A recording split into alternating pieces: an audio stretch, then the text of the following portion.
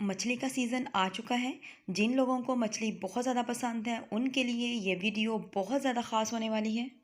मछली की एक ख़ास किस्म की स्मेल होती है। अगर स्मेल दूर ना हुई तो जितना मर्ज़ी आप उसको अच्छे तरीके से बना लें, फ़िश का टेस्ट भी अच्छा नहीं लगता। अगर पीसीज लंबाई में किए हों तो ये फ्राई किए जाते हैं और गुलाई वाला जो होता है पीस वो सालन के लिए यूज़ होता है। मछली की स्मेल दूर करने के लिए हम इस्तेमाल करेंगे अजवाइन का। कुछ दुकानदार तो अजवाइन और नमक और इसके साथ ही लेमन भी मछली के पीसीस पे लगा कर ही देते हैं, लेकिन अगर उन्होंने नहीं लगाया तो घर आकर आप ये लाजमी लगाइएगा। तो हम डाल लेंगे खुले बर्तन में और 1 टेबलस्पून अजवाइन ले लिया है। लहसुन को छिलकों समेत हमने पीस लिया और इसके साथ ही हमने नमक हाफ़ टी स्पून शामिल कर दिया है। सिर्फ 15 मिनट के लिए अगर आप ये तीनों चीज़ें अच्छे तरीके से लगा के रख दें तो मछली की हर तरह की स्मेल दूर हो जाती है और मछली तरोताज़ा हो जाती है। नमक लगाने के 2 फ़ायदे हैं। एक तो मछली का पानी निकल जाता है और दूसरा इसकी स्मेल भी दूर हो जाती है। अगर हम मछली के ऊपर आटा या फिर बेसन अच्छे तरीके से मल दें तो इससे ना सिर्फ मछली बड़े अच्छे तरीके से साफ़ हो जाएगी बल्कि इसकी स्मेल भी दूर हो जाती है। तो ये हो गया मछली को साफ़ करने का दूसरा तरीका।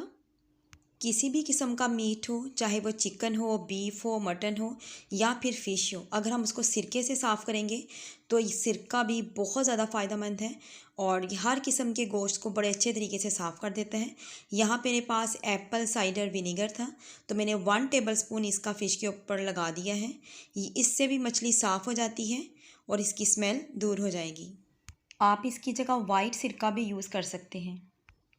अब एक एक फ़िश के पीस को उठा लें और चारों तरफ से आपने आहिस्ता आहिस्ता नरमी के साथ इसको मल लेना है। इससे फ़िश की स्किन के ऊपर जो ब्लड लगा होता है वो भी उतर जाएगा और अच्छे तरीके से अजवाइन, नमक, सिरका और आटा या फिर बेसन अगर आपने लगाया है तो वो भी इन पीसीस के ऊपर लग जाएगा।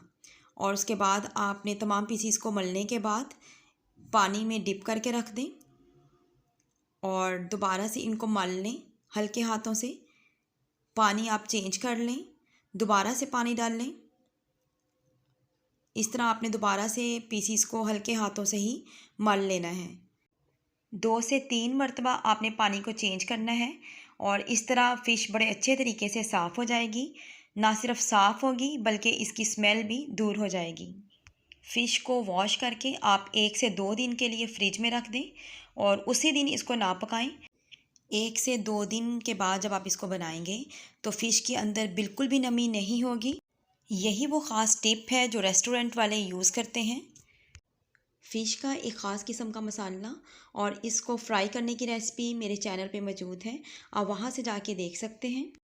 वीडियो अच्छी लगे तो लाइक, शेयर और सब्सक्राइब लाजमी कीजिएगा। अल्लाह पाक आपको आसानियाँ अता फ़रमाए और आसानियाँ तकसीम करने का शरफ़ अता फ़रमाए। आमीन। Thanks for watching.